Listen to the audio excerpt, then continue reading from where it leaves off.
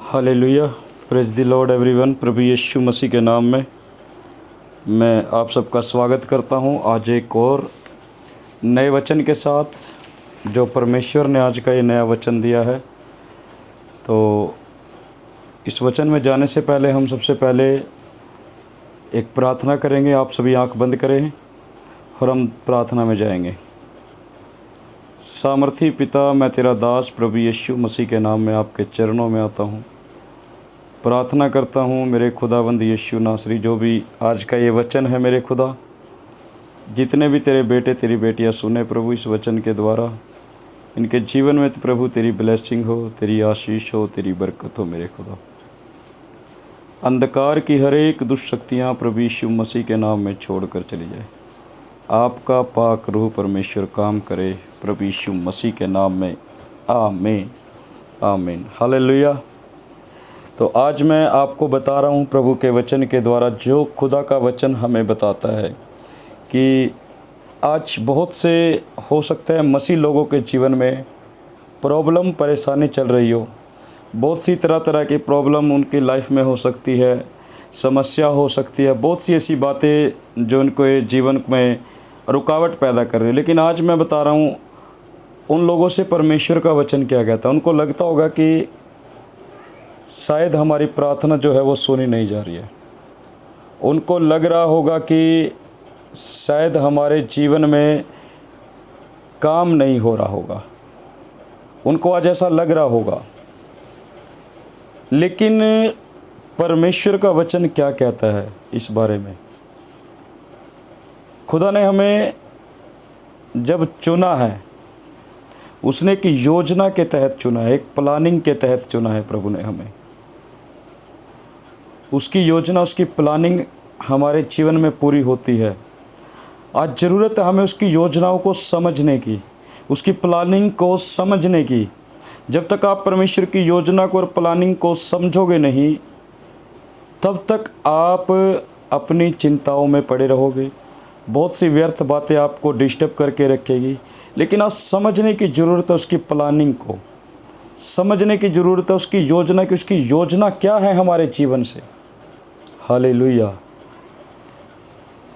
आज एक विश्वासी के जीवन में दुख आता है, परेशानी आती है, प्रॉब्लम आती है, समस्या आती है। उसको लग रहता है कि परमेश्वर नहीं देख रहा, खुदा नहीं देख रहा। लेकिन मैं आपको बता रहा हूँ, उस दुख में, उस प्रॉब्लम में, उस परेशानी में भी मेरा यीशु मसीह अपने बेटे को, अपनी बेटी को देखता है।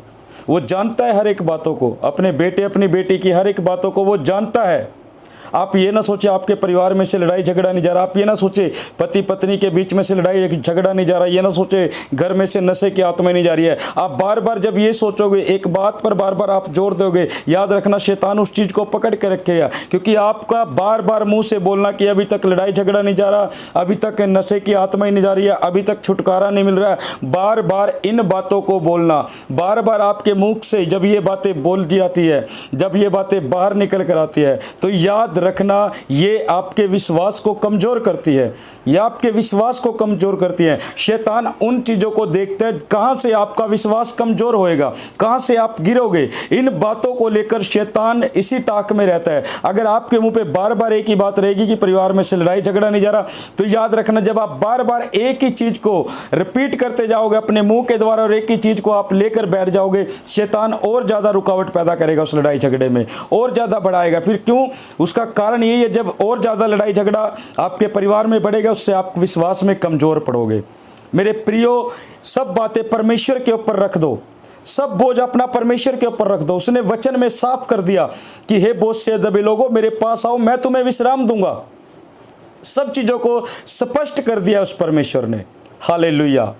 आज मैं आपको बता रहा हूँ, अगर आपके जीवन में कोई दुख चल रहा है, अगर आपके जीवन में कोई प्रॉब्लम चल रही है, मैं आपसे पूछ रहा हूं, जितने लोग इस समय मुझे सुन रहे हैं, जितने लोग इस वचन को सुन रहे हैं, क्या आपके परिवार में कोई प्रॉब्लम चल रही है? क्या आपके परिवार में कोई समस्या चल रही है? क्या लड़ाई झगड़े की आत्मा बार बार आपके द्वार पर दस्तक दे रही है? नशे की आत्मा बार बार आपके परिवारों के द्वार पर दस्तक दे रही है, आपको छोड़कर नहीं जा रही, आपके परिवारों को छोड़कर नहीं जा रहे? मैं आज आप लोगों से बात कर रहा हूं, अगर आप परमेश्वर के डर भय में होकर चलोगे, अगर आप परमेश्वर के आत्मा के अनुसार चलोगे, परमेश्वर आपको छुटकारा देगा।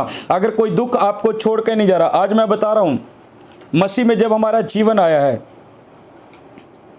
मसीह में जब हमारा जीवन आया है, जो प्रभु ने हमें अपना जीवन दिया है, जब हमें चुना है, मैं बता रहा हूँ मैं आज बात करूँगा चौड़े और सकरे मार्ग को लेकर। आप कौन सा मार्ग चुन रखा है आपने? क्या आज भी आप उस चौड़े मार्ग से चल रहे हैं? प्रभु को जानने के बावजूद भी क्या आपका मार्ग आज भी वो चौड़े वाला मार्ग है? दो मार्गों का जिक्र कर रहा है प्रभु का वचन, एक सकरा, एक चौड़ा मार्ग। अब वचन को सुनो, वचन क्या कहता है। मैं पढ़ रहा हूँ मत्ती की किताब, उसका 7 अध्याय, उसका 13 वचन। इसमें लिखा है कि सकेत फाटक से प्रवेश करो, क्योंकि चौड़ा है वह फाटक और सरल है वह मार्ग जो विनाश को पहुंचाता है, और बहुत से उससे प्रवेश करते हैं। कह रहा है कि जो चौड़ा फाटक है वो विनाश की ओर जा रहा है। यानी चौड़ा फाटक क्या है? आपकी लाइफ में कोई प्रॉब्लम चल रही है, आप किसी प्रॉब्लम से चल रहे हो, बीमारी से चल रहे हो, दुष्ट आत्मा से जकड़े पड़ रहे हो, बहुत से तरह के लोग आपको अपना सुझाव देने के लिए आएंगे, आपको आसान रास्ता दिखाएंगे, चौड़ा रास्ता दिखाएंगे, आसान रास्ता। आपको लगेगा हाँ ऐसा करने से सब कुछ ठीक हो जाएगा। आपको वो गलत गाइड करने के लिए आएंगे, चौड़ा रास्ता दिखाकर। वचन कह रहा है जो चौड़ा मार्ग है, जो सरल मार्ग है, जो आसान रास्ता है, वो विनाश की ओर जा रहा है। हालेलुया, वो विनाश की ओर जा रहा है। कोई भी प्रॉब्लम से आप चल रहे हो, कोई भी जन आपको भरमाने के लिए आता है, किसी भी मार्ग पर चलाने के लिए आता है, तो याद रखना आपको वो भरमा रहा है, आपको चौड़े मार्ग पर लेकर जा रहा है। तो परमेश्वर का वचन कह रहा है जो चौड़ा मार्ग है वो विनाश की ओर जा रहा है। मान लो आप फाइनेंशियली दिक्कत में चल रहे हो, आपको पता है आपकी कमजोरी फाइनेंशियली दिक्कत है, फाइनेंशियली स्ट्रांग नहीं हो आप, और कोई आपको बोलता है कुछ पाप करने के लिए, और उस पाप के आपको पैसे मिलते हो। अगर आपको एक बार तो ऐसा लगेगा कि मुझे पैसों की ज़रूरत है, मैं ये काम कर भी दूंगा, कोई बात नहीं, मुझे पैसे मिल जाएंगे। आप उस आसान रास्ते को चुनते रहे हो, आप उस सरल मार्ग को चुनते रहे हो, आप उस चौड़े मार्ग को चुन तो रहे हो, लेकिन वो मार्ग आप वचन के द्वारा देखो विनाश की ओर जा रहा है। हालेलुया। कह रहा है कि सकेत फाटक से प्रवेश करो, क्योंकि चौड़ा है वह फाटक और सरल है वह मार्ग जो विनाश की ओर पहुंचाता है। ज़रूरत है सकेत फाटक से हमें प्रवेश करने की। हालेलुया। सकेत फाटक से प्रवेश करने के आगे बोलता है, क्योंकि सकेत है वह फाटक और कठिन है वह मार्ग जो जीवन को पहुंचाता है। कह रहा है कि सकेत है यानी तंग है वो रास्ता, कह रहा है तंग है वो रास्ता और वो फाटक और वो मार्ग, कह रहा है जो जीवन को पहुंचाता है, और जो जीवन की ओर मार्ग पहुंचा रहा है मेरे प्रिय प्रभु के लोगों, वो यीशु मसीह की ओर हमें लेकर जाता है, क्योंकि यीशु मसीह हमें जीवन देता है। और यहाँ इसी सकेत मार्ग की, सकेत फाटक की जिक्र हो रहा है जो जीवन की ओर लेकर जा रहा है। मसीह में आ रहे हो आप, हो सकता है थोड़ी प्रॉब्लम का सामना आपको करना पड़ रहा हो, समस्याओं का सामना करना पड़ रहा हो, आपकी प्रॉब्लम में हो सकता है समस्याओं में अभी गई नहीं हो, टाइम लग रहा हो आपकी प्रॉब्लम समस्याओं को जाने में, लेकिन याद रखना आप तंग होकर चल रहे हो तो वही मार्ग सही है आपके लिए, क्योंकि वो मार्ग आपको जीवन की ओर लेकर जा रहा है। आज विश्वासी का विश्वास कहाँ टूट जाता है? जब उसे ये लगता है कि मैं इतने समय से परमेश्वर में चल रहा हूँ, मेरे जीवन में अभी तक ये काम नहीं हुआ, मेरे जीवन में वो नहीं हुआ। मैं आपको बता रहा हूँ, अगर आप ऐसा सोच रहे हो, अगर आप ऐसा सोच रहे हो तो ये दुष्ट की ओर से आपके माइंड में, शैतान की ओर से ये बातें आपके माइंड में आ रही, क्योंकि शैतान आपको भरमाना चाहता है, दुष्ट आपको भरमाना चाहता है, दुष्ट आपको भरमा के आपके विश्वास को कमज़ोर करना चाहता है, ऐसी बातें बोलकर कि अभी तक ये नहीं हुआ जीवन में, परिवार में ये नहीं हुआ। लेकिन मैं बोल रहा हूँ सिर्फ़ अपने यीशु मसीह की ओर देखकर चलते जाए, सिर्फ़ अपने प्रभु यीशु मसीह की ओर देखकर चले जाए। जब आप यीशु मसीह की ओर देखकर चलते जाओगे, जब आप अपने प्रभु की ओर देखकर चलते जाओगे, आप जीवन के मार्ग को पाओगे। थोड़े समय आपको तंगी का सामना करना पड़ सकता है, थोड़े समय आपको प्रॉब्लम का सामना करना पड़ सकता है, थोड़े समय कठिनाइयों से आप चल सकते हो, लेकिन याद रखना ये वही रास्ता है जो जीवन की ओर जा रहा है। अगर तंग होकर चल रहे हो, तंग मार्ग से चल रहे हो, तो ये रास्ता जीवन की ओर जा रहा है आपका यीशु मसीह के नाम में। आमीन। आज विश्वासी यहीं पर कमज़ोर पड़ जाता है, लेकिन इस वचन को आप देखो, सुनो, पढ़ो। बोल रहा है ये वचन कह रहा है कि सकेत फाटक से प्रवेश करो, क्योंकि चौड़ा है वह फाटक और सरल है वह मार्ग जो विनाश को पहुंचाता है। आसान जो रास्ता, चौड़ा जो फाटक है, जो सरल मार्ग है, वो विनाश की ओर जाता है। थोड़े समय उस रास्ते में हमें सुख मिल सकते हैं, थोड़े समय हमें उस रास्ते में चैन मिल सकता है, सुख मिल सकता है, लेकिन याद रखना वो रास्ता विनाश की ओर जा रहा है। उसका अंत जो है वो बहुत ही भयानक है। उसका एंड जो है रास्ते का बहुत ही भयानक है। जो चौड़े मार्ग से आप जा रहे हो, जो सरल मार्ग से आप जा रहे हो, उसका एंड बहुत ही भयानक है मेरे प्रिय प्रभु के लोगों। थोड़े समय के लिए आपको खुशी मिल सकती है उस रास्ते पर जाकर, थोड़े समय के लिए आप खुश हो सकते हो उस रास्ते पर जाकर, थोड़े समय आपको लग सकता है कि हाँ मेरे जीवन में ऐसा हो सकता है। मैं आपको एक टेस्टमनी दे रहा हूँ। एक बहन थी, बहुत ज़्यादा प्रभु पर विश्वास करने वाली थी। वो बहन, बहुत उसका विश्वास था प्रभु पे, बहुत मतलब स्ट्रॉन्ग थी वो बहन। एक समय में क्या होता है कि उसका बेटा जो है बीमार पड़ जाता है, और उसके बेटे को ऐसी बीमारी हो जाती है कि बहुत सी प्रार्थनाएं करवाती है वो बहन प्रभु के दास से भी, और कलीसिया में भी वो जाती है, लेकिन उसके बेटे की तबीयत जो है ठीक नहीं होती। और उसके मन में सिर्फ एक ही बात शैतान डाल देता है कि देख तेरा बेटा अभी तक ठीक नहीं हुआ, देख तेरा बेटा अभी तक छुटकारा नहीं पाया, देख तेरी बेटी अभी तक चंगाई नहीं पाई। आज मैं बोल रहा हूँ, आज ये टेस्टमनी उन लोगों के लिए भी है जिनके मन में ये बातें आती है कि हमारे जीवन में अभी तक ये काम क्यों नहीं हुआ, हमारे जीवन में अभी तक ऐसा क्यों नहीं हुआ, हमें अभी तक क्यों छुटकारा नहीं मिला। ये गवाही उन लोगों के लिए, इस गवाही से आप सीखो। उस बहन का जो बहन बहुत ज़्यादा प्रभु पर विश्वास करने वाली थी, जब उसका बेटा बीमार हो गया और काफ़ी लंबे समय तक बीमार रहा, बहुत सी प्रार्थनाएं हुई, प्रार्थनाओं से उसको लग रहा है कि कुछ फ़र्क नहीं पड़ रहा है, चर्च में जा रही है रेगुलर, कुछ फ़र्क नहीं लग रहा उसको लग रहा है, लेकिन शैतान ने उसके इसी बात को पकड़ लिया। और मैं बता रहा हूँ, कोई जन आया उसको भरमाने के लिए, कोई जन उसको चौड़े मार्ग पर ले जाने के लिए आया, सरल मार्ग पर।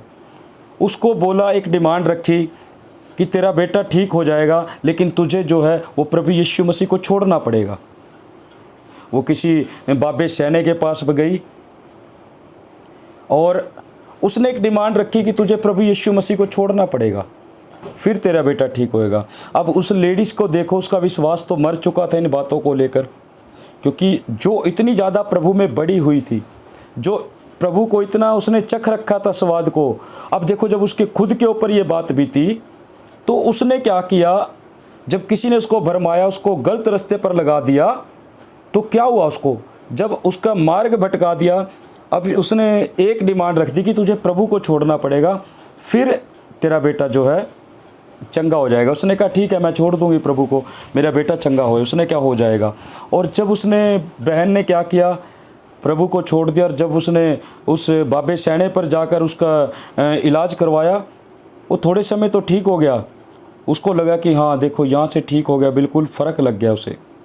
लेकिन बाद में क्या होता है, एक मंथ के बाद, एक महीने के बाद उसका बेटा किसी कारणवश डेड हो जाता है, मर जाता है, कोई ऐसी प्रॉब्लम उसके बेटे को हो जाती है। अब देखो शैतान कैसे भरमाता है मसीह लोगों को, वो गलत रास्ते पर ले जाने के लिए आता है, आसान रास्ता दिखाता है। मैं बोल रहा हूँ, सब चीज़ें अगर प्रभु में आप खड़े तो सब चीज़ों से आप बच सकते हो। उस गवाही से आप सीखो।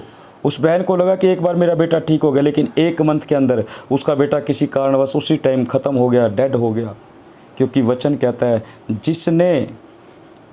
जिसने मेरे लिए अपने प्राण को बचाना चाहा, कह रहा वो खोएगा, और जो कोई मेरे लिए अपने प्राण को खोएगा वो बचाएगा।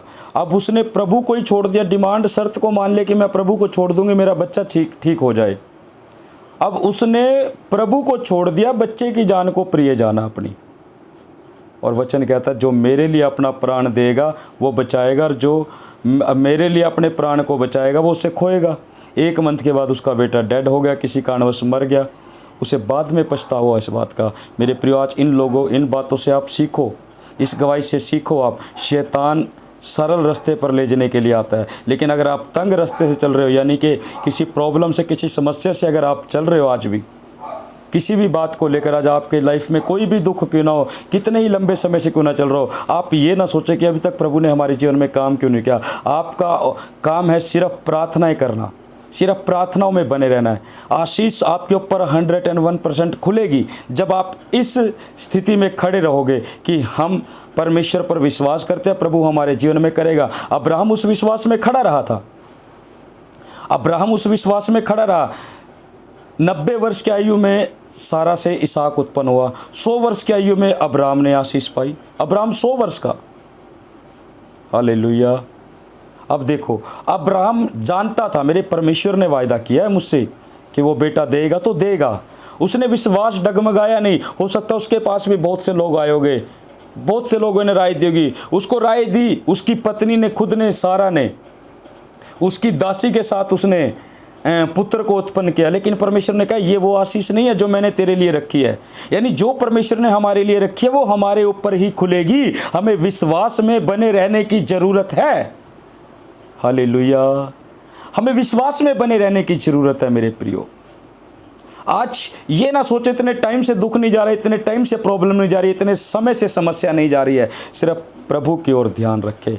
हमारी जो नजरें है सिर्फ परमेश्वर की ओर लगी रहे। हम कोई भी दुख, कोई भी समस्या, कोई भी परेशानी, कोई भी लड़ाई झगड़ा हमें परमेश्वर से अलग नहीं कर सकता। जब आप ये बात लेकर चलोगे तब आप शैतान से जीत पाओगे यीशु मसीह के नाम में। आमीन। मेरा विश्वास है आपने आज के वचन से बहुत कुछ सीखा है और प्रभु इस वचन के द्वारा आप सबको आशीष और बरकत दे। कल फिर मिलेंगे एक और नए वचन के साथ। और वचन आपको जैसा भी लगता है आगे कमेंट में मुझे ज़रूर टाइप करा करो कि आपको आज का वचन से आपने क्या सीखा है। और जो चैनल पर नए हैं, जिन्होंने सब्सक्राइब नहीं किया, वो सब्सक्राइब भी कर लेना हमारे चैनल को, ताकि ऐसे ही वचन आगे आप सुन पाओ। तो कल फिर मिलेंगे नए वचन के साथ, जीवित परमेश्वर की हजूरी में, प्रभु यीशु मसीह के नाम में। आमीन।